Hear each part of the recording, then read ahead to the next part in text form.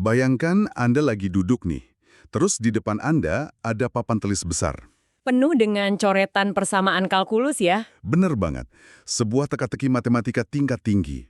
Ada bersamaan yang kelihatannya kayak benang kusut gitu, penuh dengan turunan yang saling bertautan yang merepresentasikan sistem yang terus berubah secara dinamis. Dan buat kebanyakan orang yang udah sering berkutat dengan kalkulus, naluri pertamanya pasti langsung nyari teknik integrasi yang rumit kan? Pasti, mencoba mengurai benang kusut itu secara paksa dari awal sampai akhir.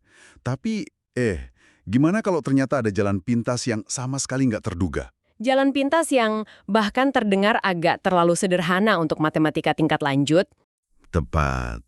Gimana kalau benang kusut itu bisa diurai cuma dengan satu tebakan cerdik? Halo dan selamat datang di penelusuran mendalam kita kali ini. Misi eksplorasi kita hari ini sangat spesifik. Kita bakal membongkar arsitektur tersembunyi di balik sesuatu yang namanya umum persamaan diferensial homogen koefisien konstan. Kedengarannya kayak jargon teknis yang berat banget ya. Banget. Tapi tenang aja, kita akan pakai materi analisis dari kanal YouTube Dr. Trevor Bayzet sebagai panduan kita. Di akhir sesi ini, Anda bakal lihat gimana konsep fundamental di kalkulus ini sebenarnya bisa ditaklukkan dengan keanggunan aljabar murni. Kita langsung masuk aja ke inti bahasannya. Oke, untuk memahami pendekatan Dr. BZ ini, kita harus lihat langsung ke anatomi persamaan yang lagi kita hadapin. Di materi sumber kita tuh ada satu contoh spesifik yang pas banget ya buat ngegambarin ini. Betul, persamaannya bunyinya gini, turunan kedua dari Y dikurangi turunan pertama dari Y, dikurangi 6Y sama dengan 0. Atau kalau ditulis, ya Y double aksen, dikurangi Y aksen, dikurangi 6Y sama dengan 0. Ya, persis. Ini yang kita sebut sebagai persamaan diferensial orde 2. Orde 2 karena turunan tertingginya itu turunan kedua. Jadi kalau dibayangkan secara fisik, kita lagi melihat sistem yang didefinisikan oleh percepatannya, kecepatannya, dan posisinya sekaligus. Dan bagian koefisien konstannya itu yang menarik. Nah itu dia kuncinya. Kenapa disebut koefisien konstan? Karena angka di depan variabel Y dan turunan-turunannya itu ya cuma angka biasa, angka mati. Jadi di depan Y double aksen itu ada angka 1, di depan Y aksen ada minus 1, dan di depan Y ada minus 6. Betul, mereka bukan fungsi dari X atau T. Mereka nggak berubah seiring waktu. Aturan main sistem ini udah dikunci secara permanen sejak awal. Oke, mari kita urai implikasi dari struktur ini. Buat Anda yang suka pemodelan matematika, pasti tahu kalau persamaan orde 2 kayak gini tuh bahasa alamiah alam semesta. Dari osilator harmonik sampai sirkuit listrik, Iya, semuanya pakai format ini. Tapi alih-alih kita coba mengintegralkan fungsi ini berulang-ulang sampai pusing, Dr. Bayzet ngambil rute yang beda banget. rute yang mengandalkan sebuah tebakan. Nah ini, beliau mengusulkan satu langkah berani. Kita cuma perlu menebak solusi akhirnya. Dan tebakannya spesifik banget, yaitu bentuk eksponensial. E pangkat RT? Iya, E pangkat RT, di mana R itu angka misterius yang belum kita ketahui. Waktu saya pertama kali lihat pendekatan ini, jujur aja, ide menebak dalam matematika yang presis itu rasanya agak kontraintuitif ya. Keresahan itu sangat beralasan sih. Di pendidikan formal, kita kan dilatih buat ngebangun solusi itu dari bawah ke atas, pakai deduksi logis, bukan sekedar lempar tebakan terus berharap benar. Kesannya kayak kurang akademis gitu kan? Padahal kalau kita lihat sejarah kalkulus, pendekatan heuristik kayak gini tuh valid loh.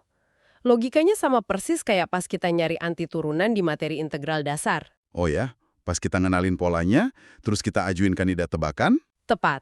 Anda lihat fungsinya, tebak kandidatnya, terus coba diturunkan. Selama hasilnya balik ke fungsi asli, tebakan itu sah secara matematis. oke. Tapi pertanyaannya, kenapa harus eksponensial? Kenapa kita nggak nebak pakai fungsi polinomial biasa atau trigonometri gitu? Disitulah kejeniusan strukturalnya. Alasan kenapa kita pilih E pangkat RT ini bukan kebetulan matematis ya? Fungsi eksponensial alamiah itu punya satu properti super spesial. Dia kebal karakter diferensiasi. Persis. Dia kayak kunci master. Kalau Anda ambil fungsi polinomial, umpama kayak T kuadrat, terus Anda turunkan, Bentuknya langsung rusak. Jadi 2T, diturunkan lagi jadi 2. nggak konsisten kan bentuknya? Anda nggak akan pernah bisa menyeimbangkan T kuadrat, T, dan sebuah konstanta supaya jumlahnya selalu 0 untuk semua nilai T. Mereka nggak kompatibel. Sangat tajam. Fungsi eksponensial di sisi lain mempertahankan integritas strukturnya. Waktu Anda menurunkan E pangkat RT, aturan rantai cuma menjatuhkan konstanta R itu ke depan. Menyisakan E pangkat RT-nya utuh. Benar. Turunkan sekali lagi Anda dapat R kuadrat dikali E pangkat RT. Imunitas ini yang bikin kita bisa menjejerkan turunan kedua, turunan pertama, dan fungsi aslinya di satu panggung. Semuanya berbagi komponen inti yang identik. Dan pas kita substitusi tebakan ini ke persamaan awal kita yang Y double aksen tadi, Kita dapat R kuadrat E pangkat RT dikurangi R E pangkat RT dikurangi 6 E pangkat RT sama dengan 0. dan ini momen transformasinya. Karena setiap suku punya E pangkat RT, kita bisa faktorkan keluar. Dan yang paling memuaskan, karena nilai eksponensial itu nggak pernah nyentuh angka 0 untuk nilai real apapun, Kita bisa coret, kita bagi habis seluruh persamaannya dengan E pangkat RT. komponen kalkulus yang paling bikin pusing langsung hilang. Hilang tak berbekas. Dan yang tersisa dari eliminasi itu adalah apa yang disebut sebagai persamaan karakteristik. Persamaan kuadrat aljabar yang sangat sederhana, R kuadrat dikurangi R dikurangi 6 sama dengan 0. Ini lompatan konseptual yang gila sih buat saya. Kita baru aja nyebrang dari dunia kalkulus yang dinamis, langsung masuk ke ranah aljabar SMA yang statis. Persamaan karakteristik ini itu dasarnya adalah DNA dari persamaan diferensial awal kita. Dia nyimpan semua kode perilaku sistemnya, cuma dalam bentuk akar-akar polinomial. Jadi, sekarang misi kita berubah. Kita cuma perlu nyari tahu nilai R apa yang bikin persamaan kuadrat ini benar. Dan untuk R kuadrat dikurangi R dikurangi 6 sama dengan 0, kita tinggal faktorkan. Sangat gampang ya. Jadi R-3 dikali R plus 2 sama dengan 0. Berarti kita dapat dua akar solusi di sini. R pertama adalah 3 dan R kedua adalah minus 2. Penemuan dua angka ini bukan cuma memvalidasi tebakan eksponensial kita di awal, tapi langsung ngasih kita dua rute solusi yang beda. Solusi pertama Y sama dengan E pangkat 3T. Dan solusi kedua, Y sama dengan E pangkat minus 2T. Tapi tunggu, punya dua solusi untuk satu persamaan diferensial orde 2. Itu wajar ya? Bukan cuma wajar, itu sebuah keharusan teoretis. Aturannya begini, ruang solusi untuk persamaan orde 2 itu emang punya dimensi 2. Artinya kita butuh dua solusi independen. Tepat, dua solusi yang independen linier buat memetakan semua kemungkinan dari sistem itu. Independen linier artinya solusi yang satu bukan sekadar kelipatan dari solusi yang lain. Kalau divisualisasikan, ini mirip sumbu X dan sumbu Y di koordinat kartesian ya. Bergerak ke arah yang beda dan nggak bisa saling menggantikan. Analogi yang sangat pas. Fungsi E pangkat 3T itu mewakili sistem yang meledak, tumbuh eksponensial seiring waktu. Sementara E pangkat minus 2T itu mewakili peluruhan, sesuatu yang menyusut pelan-pelan. Dua perilaku alamiah yang bertolak belakang. Nah, karena mereka berdua independen linier, Dr. Bazet merangkum langkah selanjutnya. Kita harus gabungkan mereka jadi solusi umum. Dengan kombinasi linier. Betul.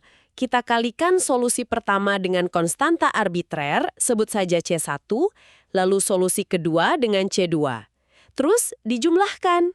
Jadi bentuk solusi umumnya, Y sama dengan C1 dikali E pangkat 3T ditambah C2 dikali E pangkat minus 2T. Kehadiran C1 dan C2 ini penting banget. Mereka mewakili parameter kebebasan. Solusi umum ini pada dasarnya adalah keluarga besar fungsi yang jumlahnya tak terhingga.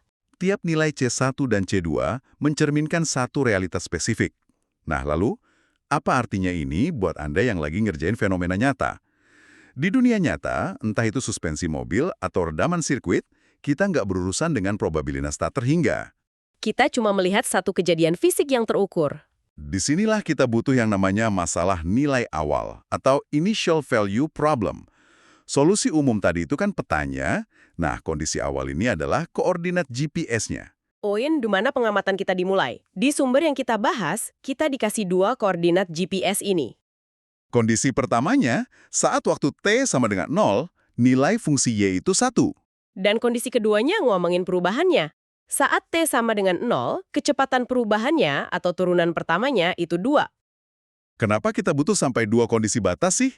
Karena di solusi umum kita ada dua variabel yang nggak diketahui, C1 dan C2. Aturan aljabar linier bilang, untuk menyelesaikan sistem dengan dua kebebasan, Anda butuh dua constraint atau batasan. Masuk akal, Mari kita terapkan constraint pertama ke solusi umum kita. Kita masukkan T sama dengan 0. Ini memuaskan banget karena eksponensial pangkat 0 itu kan 1. Ya, langsung runtuh strukturnya. Segala kerumitan E pangkat 3T dan E pangkat minus 2T itu menguap gitu aja. Menyisakan persamaan linier yang bersih banget. C1 ditambah C2 sama dengan 1. Sederhana banget kan? Ini jadi persamaan linier pertama kita. Terus untuk constraint kedua, kita butuh kecepatan perubahannya. Berarti kita harus menurunkan solusi umum tadi. Pakai aturan rantai biasa. Turunan dari C1 E pangkat 3T jadi 3C1 E pangkat 3T. Dan bagian keduanya jadi minus 2C2 E pangkat minus 2T. Berarti fungsi kecepatannya udah siap. Sekarang kita terapkan lagi metode evaluasi waktu T sama dengan 0. Kita masukkan T sama dengan 0 ke fungsi kecepatan itu, dan kita set hasilnya sama dengan 2. Efeknya sama persis, bagian eksponensialnya menguap lagi. Menghasilkan persamaan linier baru. 3C1 dikurang 2C2 sama dengan 2. Coba Anda rasakan pergeseran ini. Kita mulai dari persamaan kalkulus diferensial orde 2 yang ruwet, dan sekarang kita cuma perlu nyelesain sistem persamaan linier dua variabel. Satu domain ke domain yang lebih gampang diselesaikan. Kalau kita selesaikan sistem linier ini, dari persamaan pertama, kita tahu C1 itu sama dengan 1 dikurangi C2. Lalu kita substitusi ke persamaan kedua. 3 dikali dalam kurung 1 min C2 dikurangi 2C2 sama dengan 2. Kita jabarkan, jadi 3 dikurangi 3C2, dikurangi 2C2 sama dengan 2. Atau 3 dikurangi 5C2 sama dengan 2. Yang berarti minus 5C2 sama dengan minus 1. Dan C2 ketemu nilainya, yaitu 1/5. Kalau C2 1/5, berarti C1 gampang dicari. 1 dikurangi 1/5, hasilnya 4/5. Angka-angka ini sama sekali bukan tebakan loh. Ini adalah konsekuensi logis yang pasti. Nah, dengan C1 dan C2 yang udah terungkap, kita masukin kepingan ini ke solusi umum tadi. Hasil akhirnya elegan banget. Fungsi Y terhadap T sama dengan 4/5 E pangkat 3T ditambah 1/5 E pangkat minus 2T. Bam! Jawaban absolut untuk masalah nilai awal kita. Persamaan ini bukan cuma memenuhi keseimbangan orde 2 di awal, tapi juga presisi ngelewatin titik awal yang disyaratkan. Dr. Bazet benar-benar luar biasa mendemonstrasikan metode ini. Memang rapi banget. Tapi ya, sebagai catatan penting, realitas di lapangan nggak selalu semulus ini. Oh pasti. Kesuksesan kita hari ini itu bergantung penuh sama fakta bahwa persamaan karakteristik tadi menghasilkan dua akar real yang beda, 3 dan minus 2. Di dunia pemodelan, seringnya lebih asimetris dan menantang. Kasus yang kita bedah ini kayak arketipe pertamanya ya. Pondasi sebelum masuk ke wilayah yang lebih liar. Betul, sebuah starting point yang ideal.